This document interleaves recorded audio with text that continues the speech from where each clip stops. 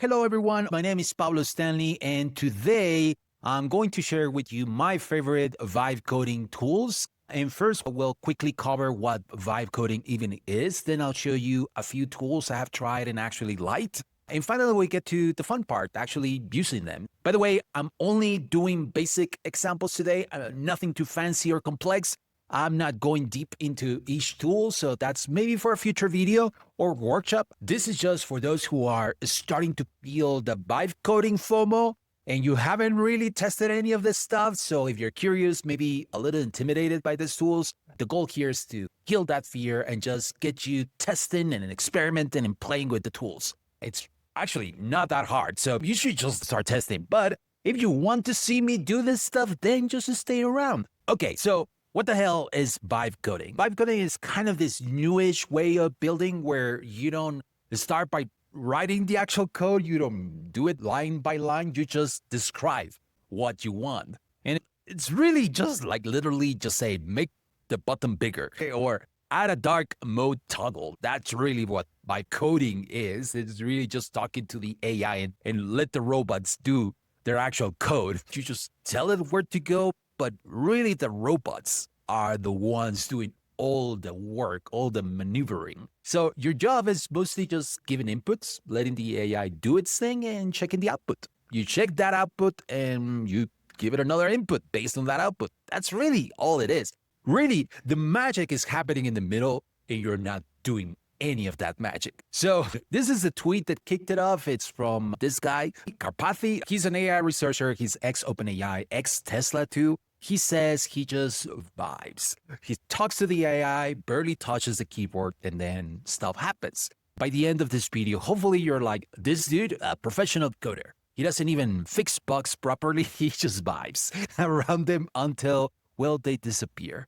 So some tips for better vibe coding: use standard tools, also use Git, version control, and really think like a designer / product manager. On the first part, you want to stick to well-documented, widely used tools like the basics at least, HTML, CSS, JavaScript, React, and I recommend actually Tailwind CSS because these are like the greatest hits of front-end development. And LLMs like have been trained on tons of examples using them. So you're more likely to get clean working code if you use this stuff.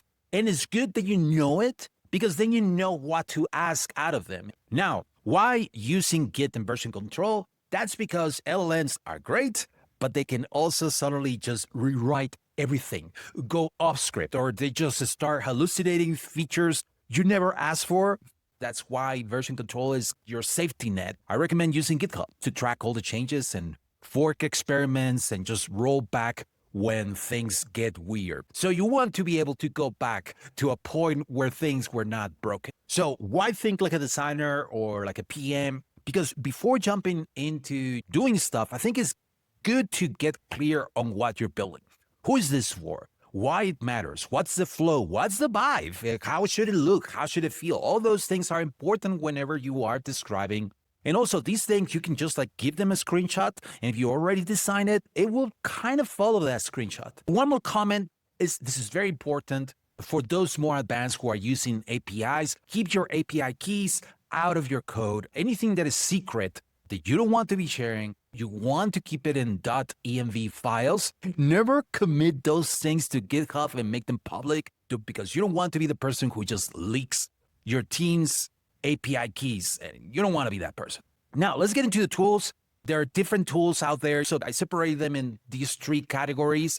Just like LLMs, you can just use them. You can copy-paste the code that they give you. Then there are tools that are more specifically for creating code and for building tools. And then there are other ones that are more like Claude Code, OpenAI, and GitHub Copilot.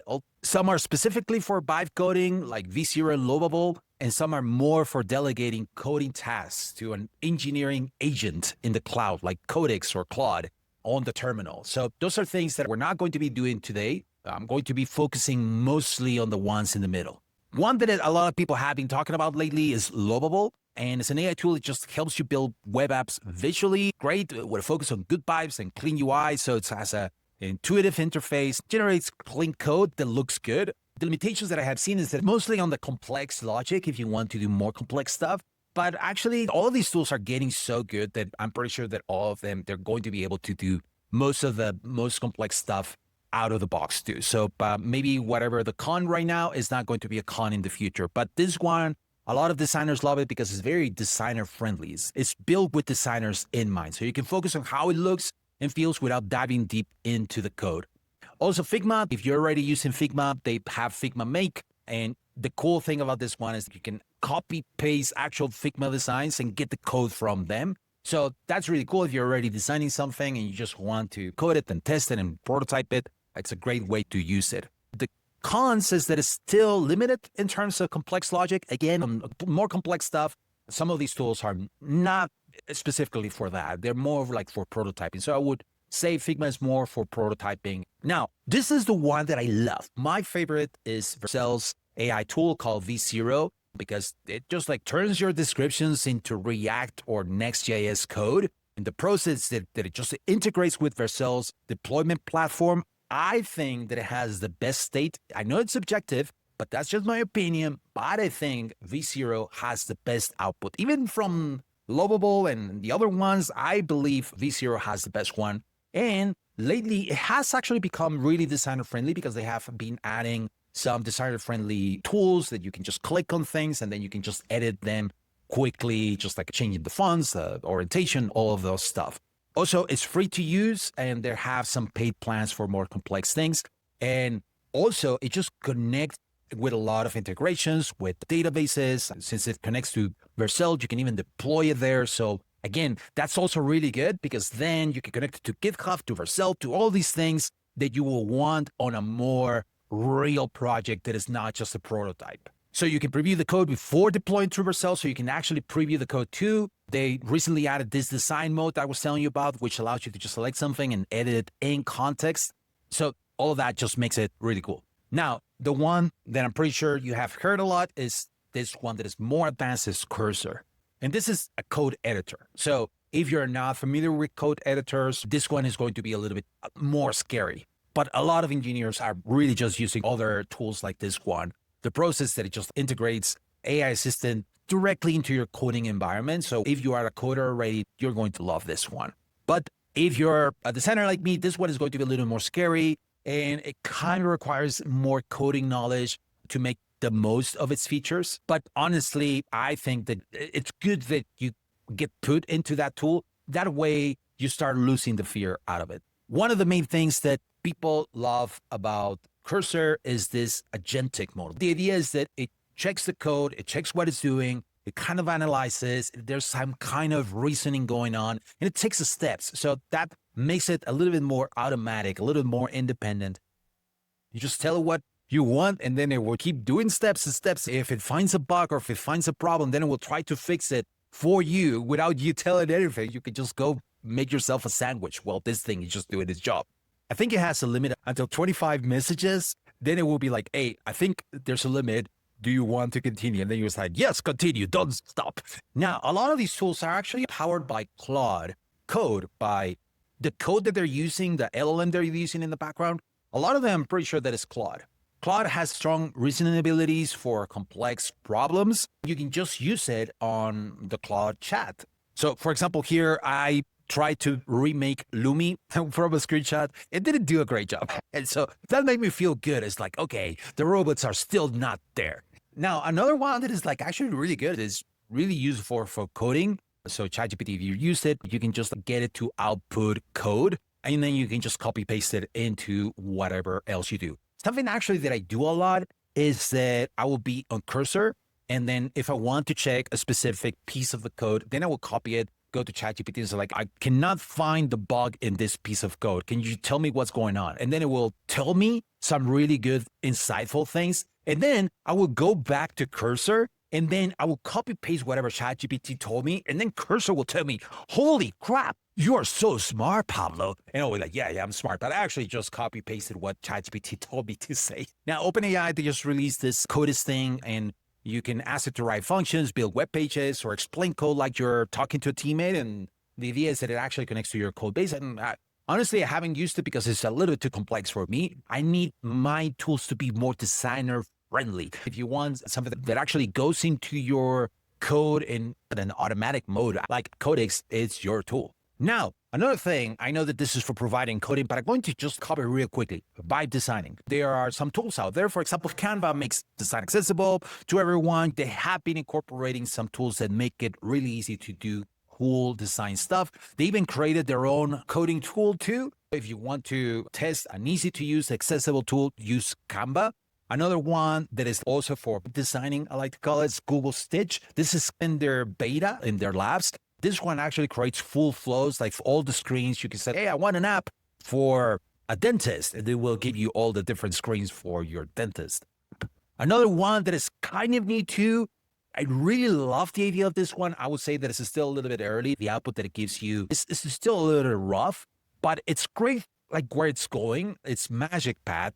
This one just helps you create full flows and iterate, and it's almost like a big canvas. You can zoom out, you can zoom in, and you can see like, hey, I need more of this screen, or give me some more versions of this. Like, hey, after this screen, I need the flow to go through this. So it's actually more like how a designer would work. Keep an eye out on this one, Magic Pad. So on our agenda for today, we're just going to do some easy examples. Most of them work the same, but we're going to be using the same prompt across all of them so we can see the differences on Lovable, Figma by AI, Bolt, and V0. So I have some examples here. One of them is just a like button with a pop effect. Code a simple like button using framer motion. The label is like, icon heart. So there's a lot of little keywords in this prompt that is just telling the AI the expectations I have. I want a like button. I also wanted that when it's clicked, the heart icon scales up with a spring animation. I also mentioned that I wanted to be using framer motion. I'm saying that it changes color and has a subtle bounce to show that it's liked. I'm also saying that the colors need to be neutral in the beginning and then red and pop of colors when active. So here I'm in V0. Here I could select different models. They have their own models, and I think that's what makes V0 so good, because they have trained them on really cool stuff. I can also attach it to an existing or a new project. I can also use an enhanced prompt. So if you feel like you need some help on your prompt, you can use this automatic thing. I don't think it works that well, so I usually don't use it. But you can even attach images, Figma file, or other things. So let's go ahead and just click on it. Let's go to Lovable and do the same. You're going to see that the tool is very similar. It just starts with one giant text area input. So let's go ahead and get started. A lot of them you're going to see that the chat is on the left and the preview is going to be on the right. A lot of them use it like this.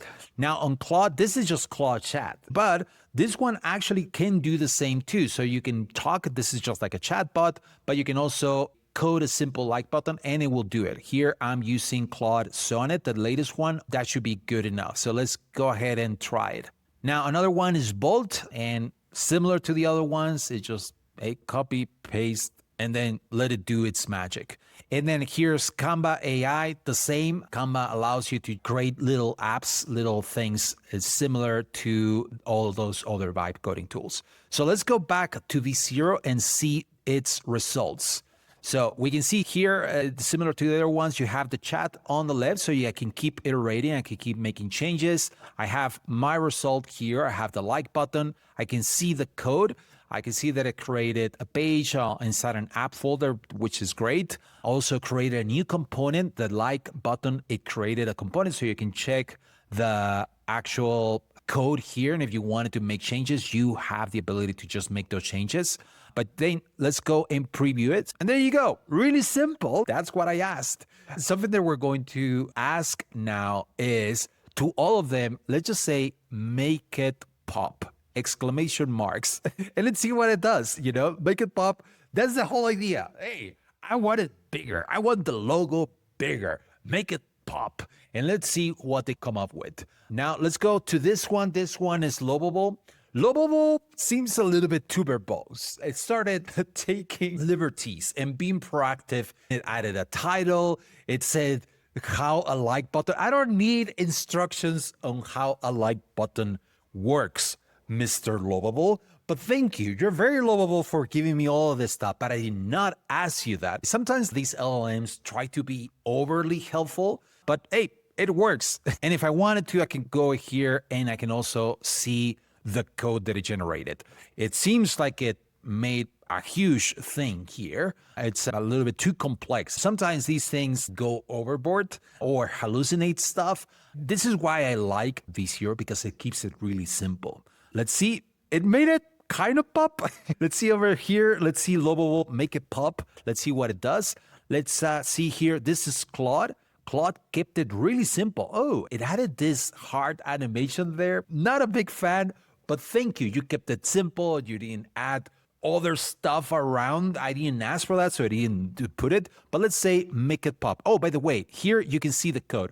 Now, something particularly cool about Claude Code is that it keeps it really simple and tries to make it all in one single file. So here you can just copy this code and then post it, put it on your own text editor. It doesn't allow you to do a lot of more complex things, but sometimes that's all you want. And if that's all you want, then I will say stick to an LLM like Claude that just allows you to just like copy the simple code. Let's go to Bolt, and well, Bolt, it went overboard. It just made a container, made multiple like buttons. But wow, this one actually made something really cool. Like, let's look at that. It added some animations on the hearts. I'm going to say this is actually pretty cool. A little bit over the top, but I mean, this one is making it pop before I asked it to make it pop. Make it pop even more. Now let's go to Canva AI, and well, I cannot see what's going on. I'm going to reset. Maybe I'm doing something wrong. I cannot see this. This is unscripted, so you're seeing what I see. I'm not seeing any button. Let's see what it does. Let's go back to VShero after I said make it pop.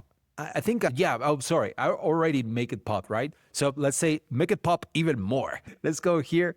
Oh, wow. Lovable actually did a pretty good job. It added some gradients. It seems like the Lovable gradient, actually. So I'm pretty sure maybe that's their training. They train it on their own gradients. Make our code look like Lovable. So I'm going to ask, make it pop even more. And let's see what it does. Here, let's see. Wow. Damn, Claude. Make it pop. I'm going to say this is the one that is winning. This one, it totally making it pop. I'm going to say make it pop even more. Let's see what it does. Let's go with Bolt. Potential problems detected. Well, this is sometimes the problem about vibe coding is that there's going to be a lot of problems and you're going to always attempt to fix. So let's see if Bolt is able to fix this problem. Let's go back to Canva. Oh, there you go. Canva has our like button. Wow, this is actually pretty simple. I love it. This is exactly what I wanted. Let's say make it pop even more. Let's see what it does. Let's go back to VShero. There you go. Hey, pretty springy animation. I really like it. It's still simple, but it's popping even more. Let's go to Lovable. Oh my God. Okay. It's almost like those junior designers that add borders and shadows to everything and just like, let's add emojis and let's add gradients, and it just went overboard. But I appreciate the effort, Mr. Lovable. Let's go to Claude. Oh my God. Oh my God. Holy crap. Look at that. It is throwing confetti. There's an explosion behind. What's going on? Pow! Sparks and hearts. Are there hearts? And God damn it, Claude. This is so amazing. I love how over here, this was like, oh yeah, explosive. So if I put explosive, it should be explosive, right? No. Claude was like, no. Make explosions. Don't tell me about an explosion. Show me the explosion. And that's what Claude did right here. I love it. Let's go back to Bolt. Wow, this is actually pretty good. I love the animation. It even does animations in different, like every single element is animated differently. That's pretty cool. Let's see what Canva did. Hey, there you go. The little heart is popping. It's nice. So far, the one that I would actually use will be VShero. I know maybe I'm just biased, but so far VShero is the one that if I wanted something that is popping over the top but not so much, it will be this one. Let's go back to Lovable. It's okay. Let's go back to, let's see what this one is going to do. Is it still doing it? Oh my God, it's still going. It's taking its job very seriously. It's saying, you want more? I'll give you more. Let's let Claude do its thing. Let's go back to this guy. This is so good. So far, my favorites have been Claude because it just did a lot of explosions. Let's see what happens. Make a like. God. Oh my God, what is that? Oh my God, the frame rate explosions. Oh, this is incredible, amazing, crazy. This is exactly like what I asked. I said, more, give me more. And Claude said, I will give you more. So the apocalypse breakdown. It is explaining what happened in the background. Physics gone wild. 3.4x epileptic wobble rotations, bounces up and down. Wow, I can see it. I'm having a little bit of problem.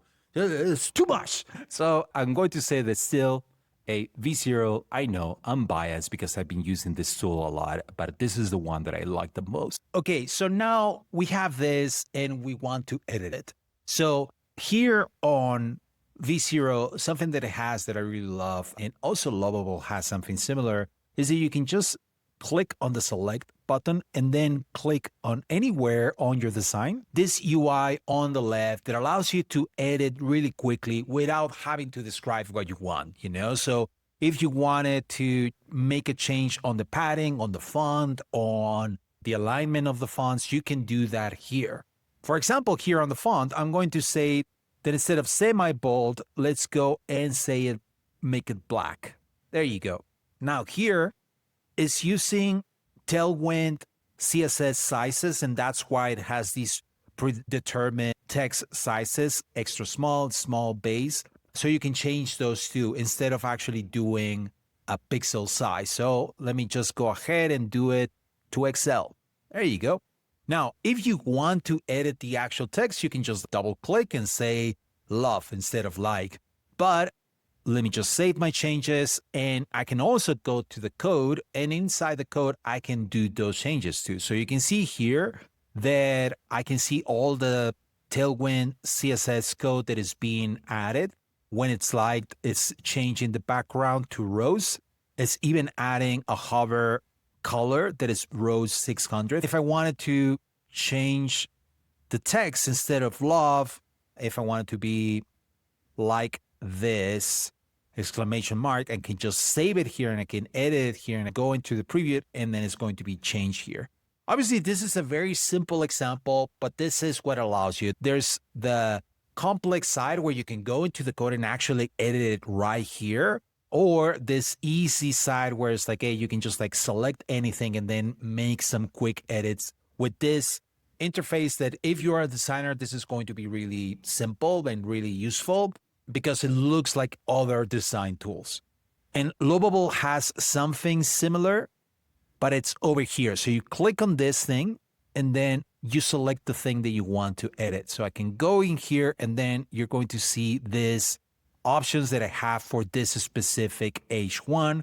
I can just change the color. I can make some advanced changes. I can even see the code right here. And this is from Tailwind 2. I can just change it right here. All right, I'm going to stop here. I know these were super simple examples, but that was the whole point. Just wanted to show you how easy it actually is to get started.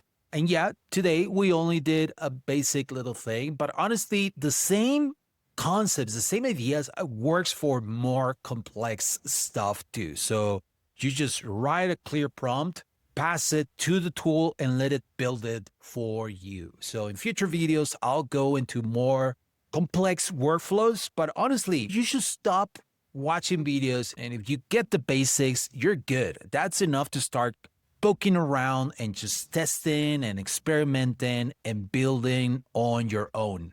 Start small, mess around, and before you know it, you'll be building full apps by just vibing. So that's it. Thanks for hanging out, and I'll see you around.